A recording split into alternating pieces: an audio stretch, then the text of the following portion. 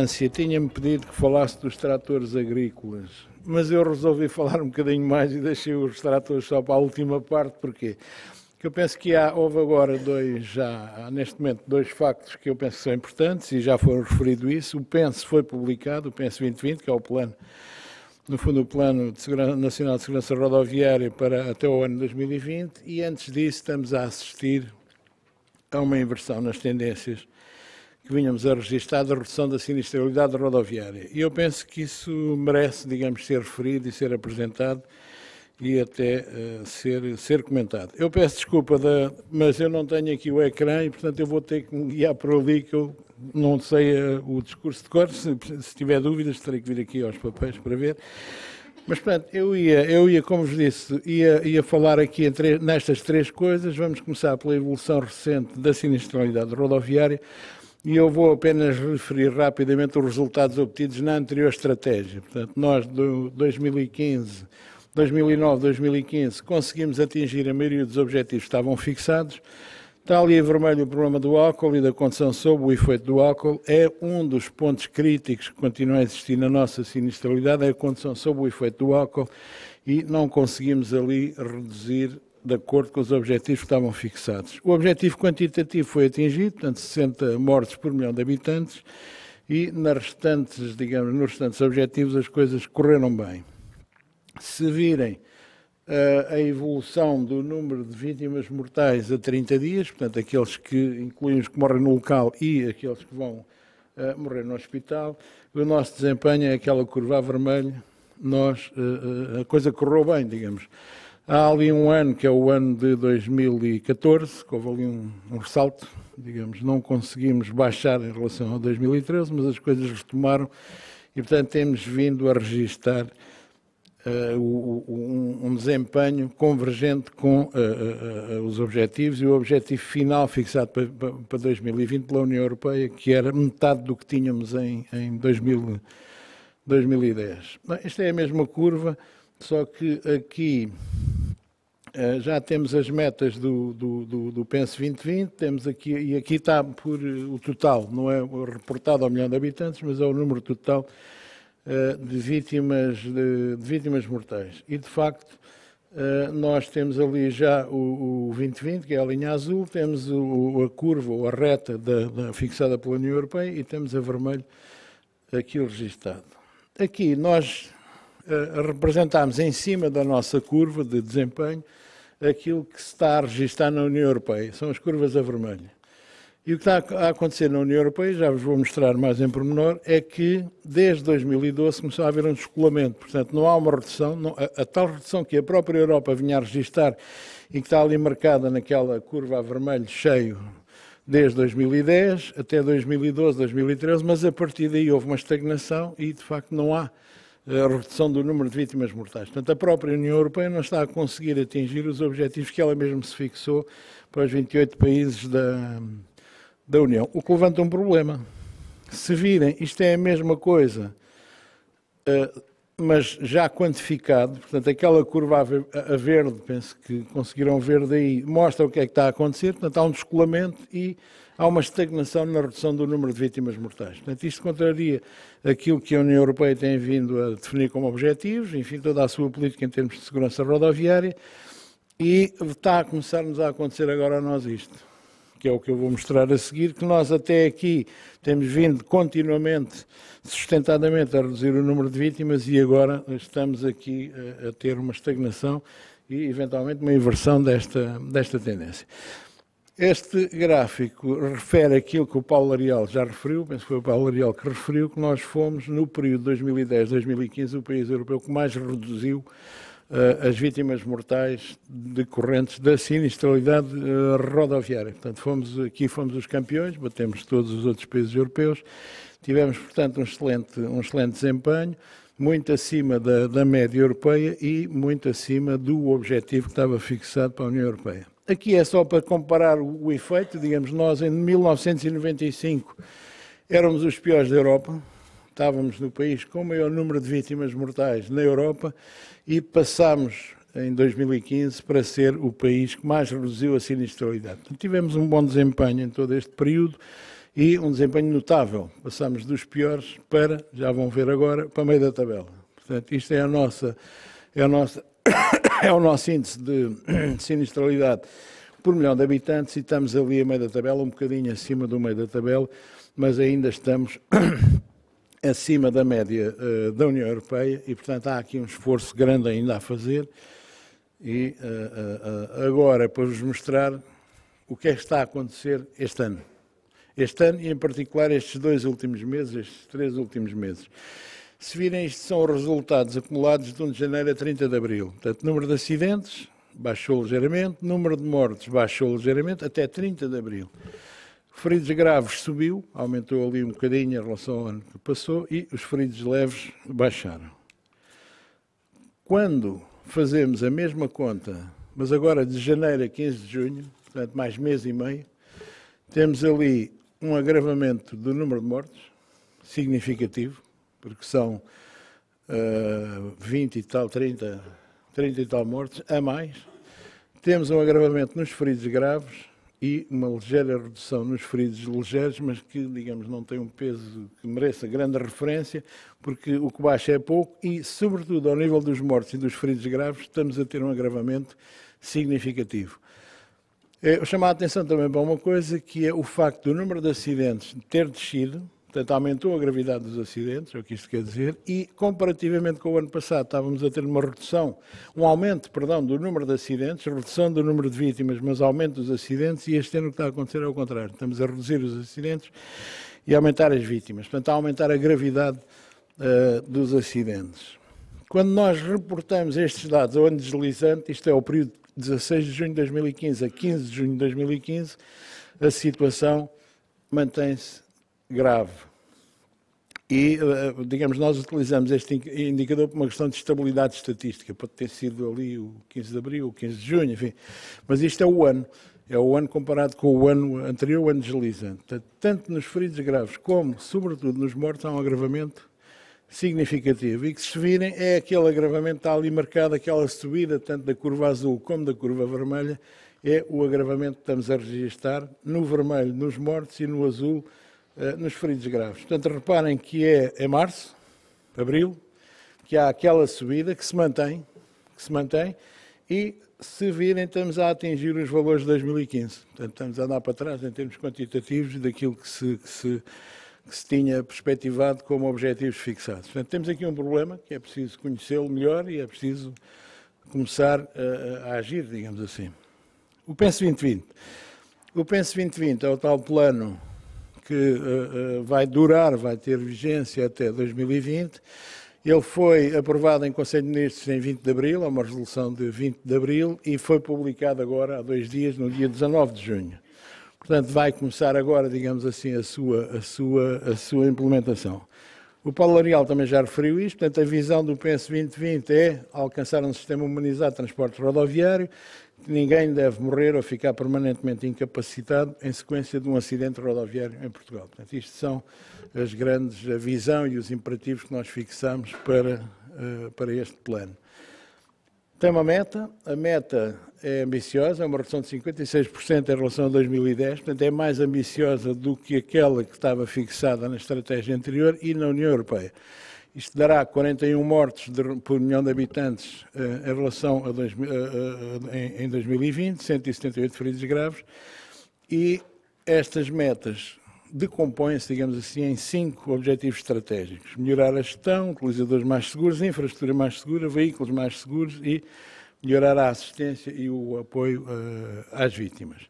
Eu não vou perder muito tempo com isto, certamente teremos depois outras oportunidades de vir a discutir e a apresentar o Plano 2020 e vai haver agora muita discussão entre organismos e interna para passar à fase de execução, à fase de implementação, mas, portanto, e só para referir rapidamente, estes 5 objetivos estratégicos decompõem-se em 13 objetivos operacionais, que estão ali naquelas bolas vermelhas, e depois cada objetivo operacional tem medidas e ações que estão ali indicadas. Portanto, este é melhorar a segurança, utilizadores mais seguros, tem a ver com os cidadãos, tem a ver com os planos municipais de segurança. Está ali o álcool, substâncias psicotrópicas, que é um dos problemas graves que nós temos. Está o problema da fadiga. Os tratores, estão ali referidos e tem um capítulo dedicado aos tratores, que já vamos ver mais à frente. Peões, veículos, enfim, todas as especificações todas que aparecem. Aqui temos a parte das infraestruturas e uma das ações que nós propomos e que foi aceita é proceder à classificação das vias da rede viária, quer nacional, quer municipal, o mais possível, portanto, tudo aquilo que se conseguir fazer, é proceder à sua classificação de acordo com a metodologia EuroRAP. Curiosamente, nós fizemos já um ensaio na CIM da Alzíria do Tejo, com a N118, que é uma das vias mais negras, digamos, daquele conjunto de municípios, que se desenvolve desde Alcochete até Niza, ao longo do Tejo, e ia ser apresentada amanhã e tivemos que adiar esta apresentação porque pressupunha a presença do Sr. Secretário de Estado, que, tal como hoje, ele amanhã também não estaria disponível e, portanto, tivemos que adiar esta apresentação. Mas a ideia era ter, que é uma coisa que os países europeus já fazem, o Reino Unido, a Holanda, já fazem isto, é, portanto, classificar a rede, as estradas, as vias e, portanto, em função disso, definir depois objetivos. Isto classifica estrelas, atribui estrelas às vias, via 2 estrelas, 3 estrelas. Quanto mais estrelas, melhor, mais condições de segurança ela tem. E, portanto, normalmente o que se faz em Inglaterra ou na Holanda é fixar como objetivo reduzir a extensão de vias com 2 estrelas, 1 estrela ou 3 estrelas, reduzir em X% por ano. Portanto, para obter infraestruturas mais seguras. A mesma coisa para ser feito ao nível da rede rodoviária municipal, com exceção da rede urbana. Portanto, isto só se aplica a meio rural. Temos depois ali as zonas de acumulações de acidentes, enfim, todas aquelas áreas que são tradicionais. A parte dos veículos tem a ver com o incentivo de veículos mais seguros. Prevê-se alguma coisa para os veículos usados e em termos de, por exemplo, a retrofit de equipamentos do ECOL ou outro tipo de equipamentos que seja possível fazer o retrofit, é incentivar e promover isso. Temos ali uma coisa que é importante para a ANSIA, penso eu, que é proceder a uma avaliação das inspeções obrigatórias. Portanto, aparentemente, eu não tenho os dados detalhados, mas aparentemente teremos uma taxa de aprovação muito superior aos outros países europeus. Portanto, a taxa de reprovação dos veículos em Portugal é mais baixa do que nos nossos vizinhos, enfim, do que nos outros países europeus. Portanto, há que fazer aqui uma avaliação da inspeção em todos os seus aspectos. Se calhar no checklist, se calhar na maneira, enfim, há aqui mas é uma ação, digamos, a desenvolver no âmbito do PENS. Pronto, isto são as ações a nível do socorro e tratamento e a nível dos programas de apoio às vítimas que hoje não têm. Digamos, quem fica deficiente, quem fica muito afetado na sequência de um acidente rodoviário, de um modo geral, perde-se no meio do sistema, digamos, no meio do sistema demográfico e não se sabe, não tem um apoio e há que criar melhores apoios para essas situações.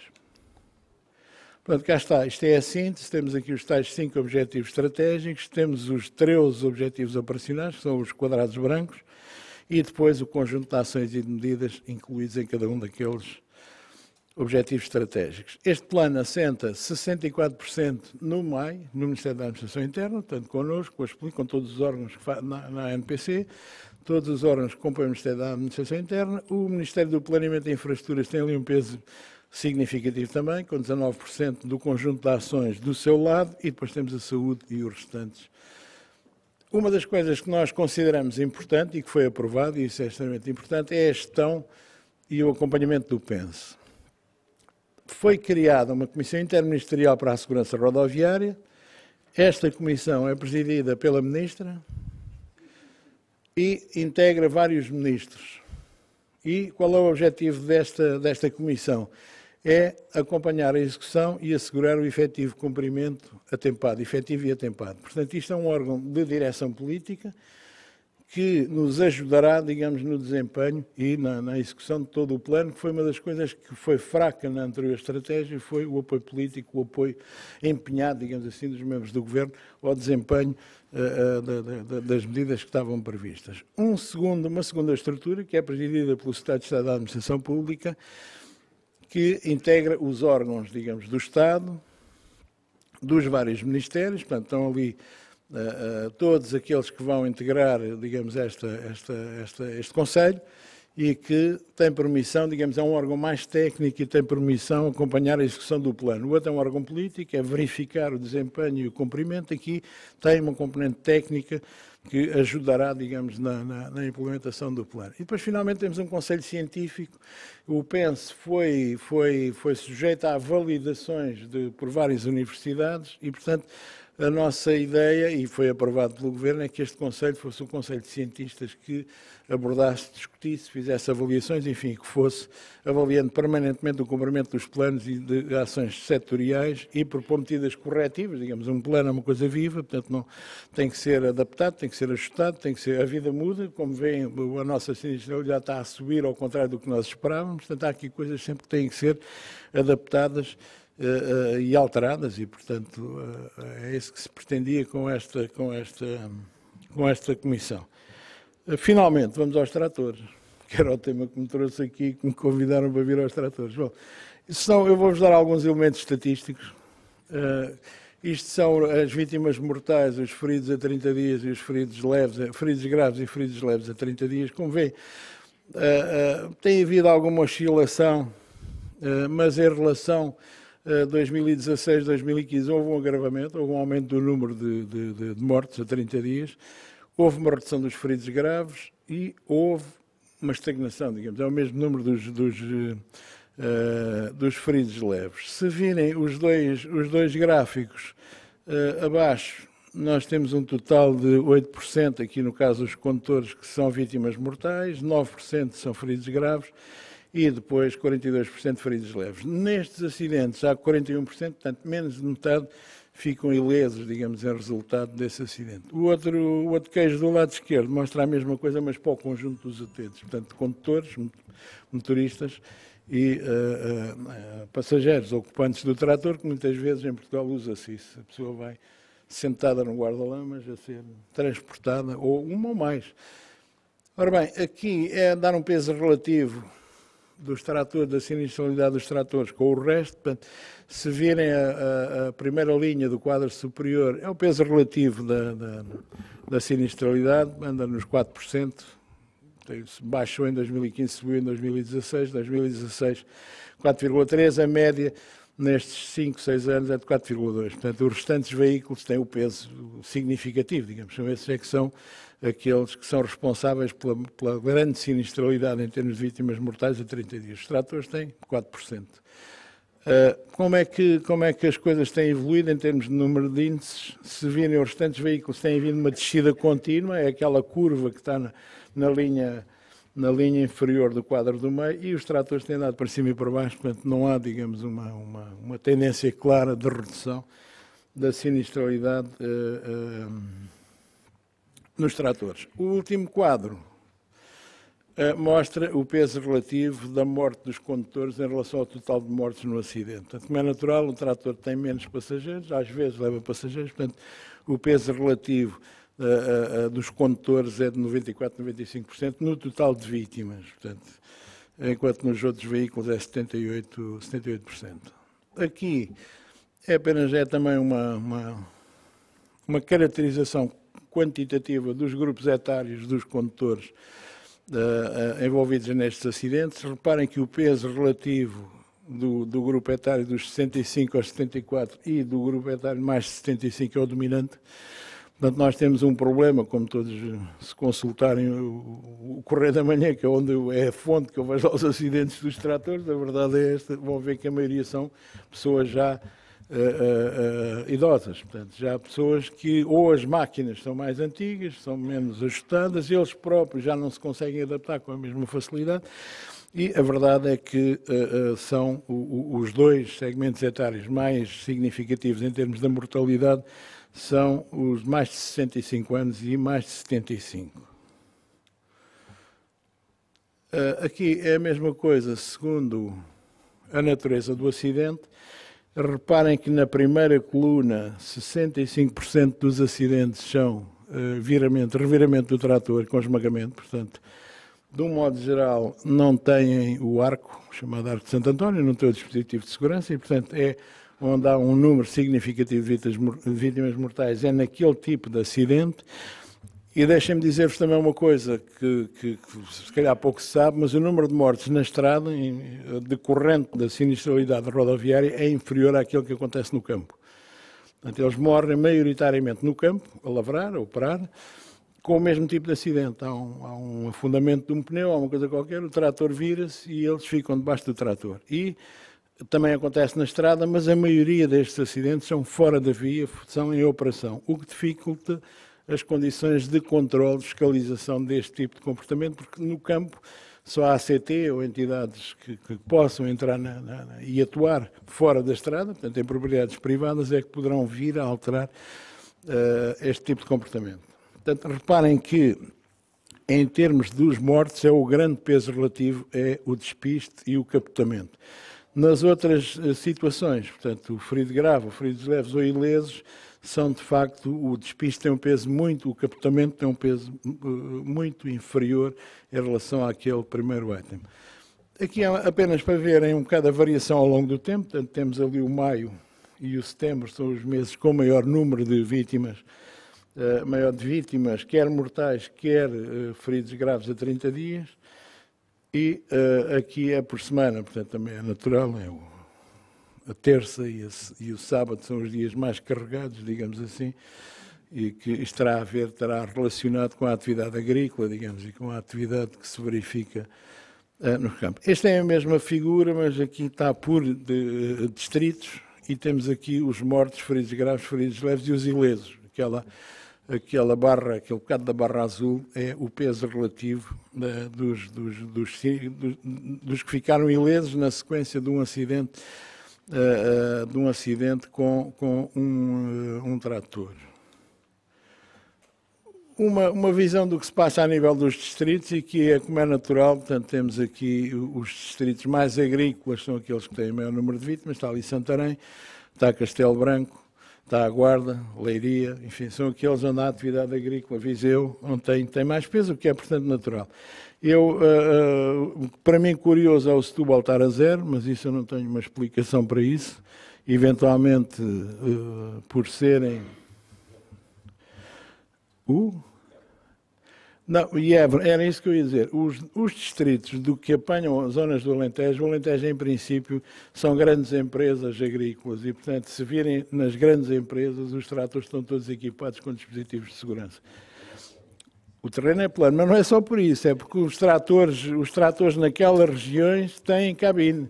São grandes empresas agrícolas, são grandes extensões, são máquinas modernas e com proteções adequadas.